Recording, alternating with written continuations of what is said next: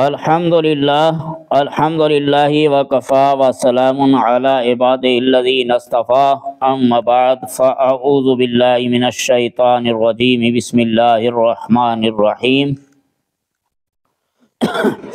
حضرات گرامی، ہم نے اس سے پہلے آپ کے سامنے توحید باری تعالیٰ اور اللہ تبارک و تعالیٰ کے رسولوں اور اس کی کتابوں کے تعلق سے کچھ دینی معلومات پیش کی، اور آج آپ کے سامنے ہم موت اور قبر کے تعلق سے دینی معلومات پیش کرنے کی سعادت حاصل کر رہے ہیں۔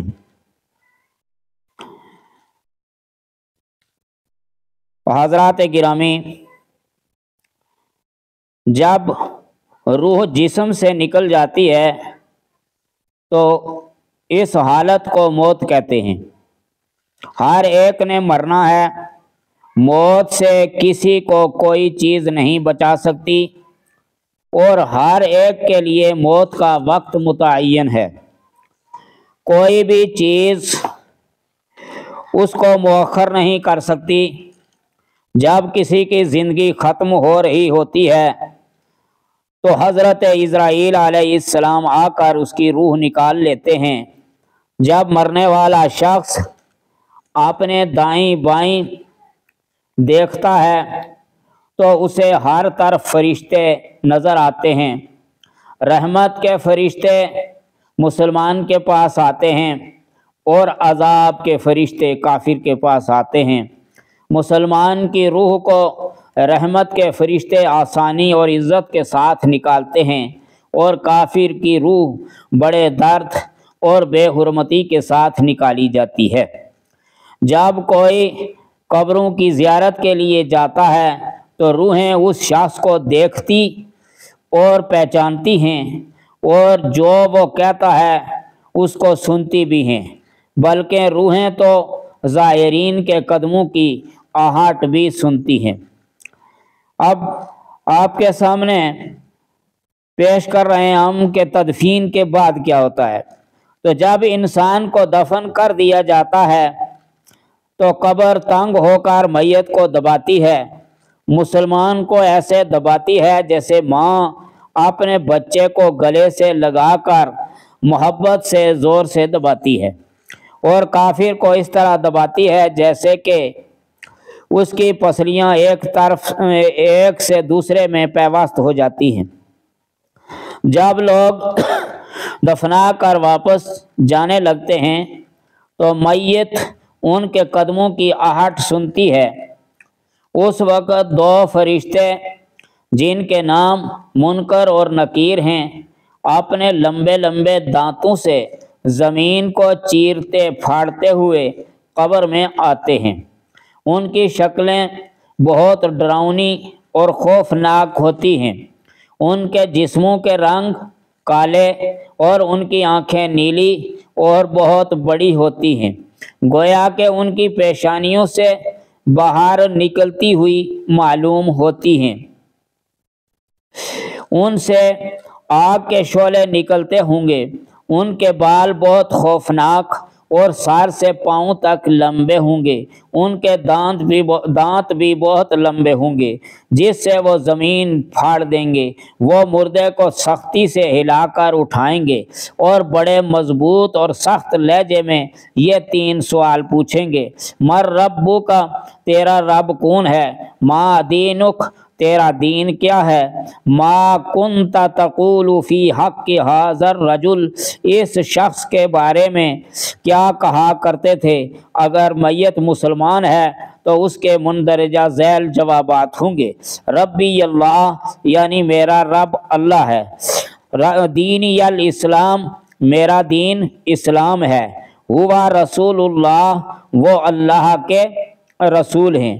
اب آسمانوں سے ایک آواز سنائی دے گی کہ میرے بندے نے سچ کہا، اس کے لیے جنت کا دسترخوان بچھا دو، اسے جنتی کپڑے پہننے کے لیے دے دو، اور جنت کے دروازے اس کے لیے کھول دو۔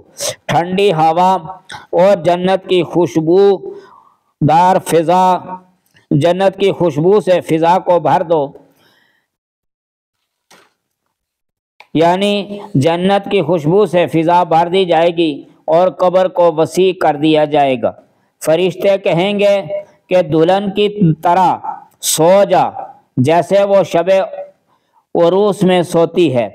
یہ سب نیک مسلمانوں کے لیے ہوگا۔ گناہگار مسلمان اپنے گناہوں کے حساب سے عذاب دیے جائیں گے۔ یہ عذاب ایک وقت تک کے لیے جاری رہے گا۔ جب کوئی میت کے لیے دعا کرے تو اس دعا کے سبب میت سے عذاب دور ہو سکتا ہے، یا پھر اللہ تعالی محض اپنی رحمت سے میت کو بخش دے۔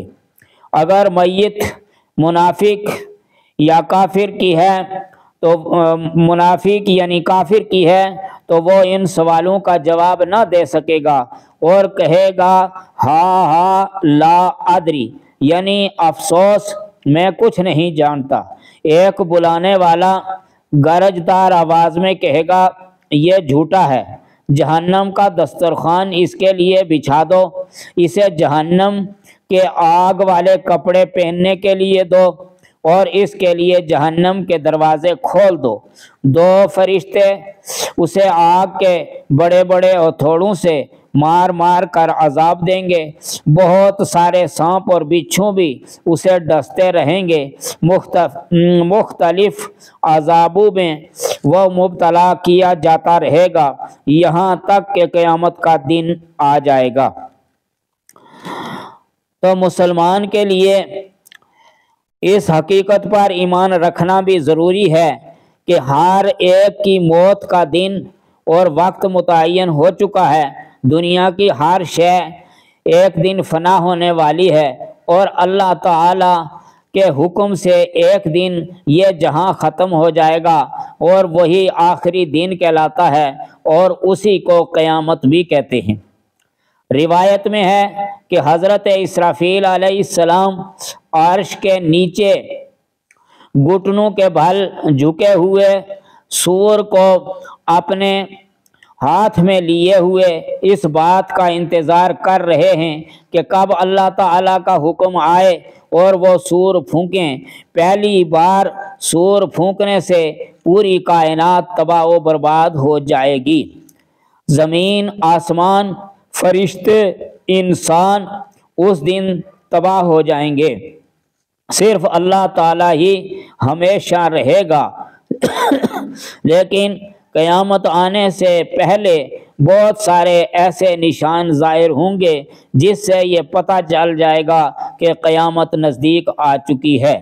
کچھ نشانیاں انشاءاللہ العزیز آئندہ بتائی جائیں گی۔ اللہ تبارک و تعالی ہمیں دینی تبلیغ کو سننے، سمجھنے اور عمل کرنے کی توفیق عطا فرمائے۔ وآخر دعوانا ان الحمد للہ رب العالمین وما علینا الا البلاغ المبین۔